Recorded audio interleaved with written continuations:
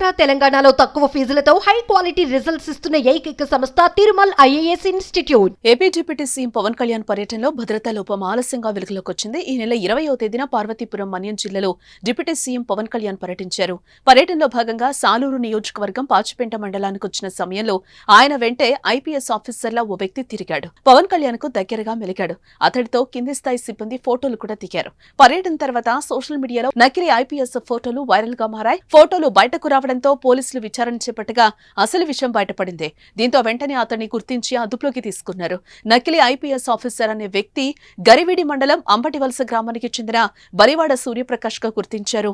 ఇటీవల ఐపీఎస్ కు సెలెక్ట్ అయ్యానని, ప్రస్తుతం ట్రైనింగ్ లో ఉండగా పవన్ పర్యటన కోసం వచ్చానని ఆయన చెప్తున్నట్టుగా కూడా తెలుస్తోంది.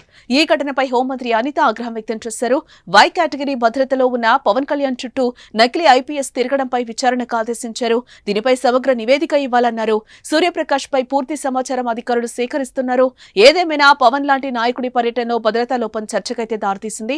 ఇప్పటికే పలుమార్లు పవన్ ను చంపేస్తామంటూ బెదిరింపులు వచ్చాయి.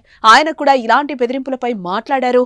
ఈ నేపథ్యంలో ఆయన భద్రతలోనే లోపం తీవ్ర కలకలం రేపుతోంది.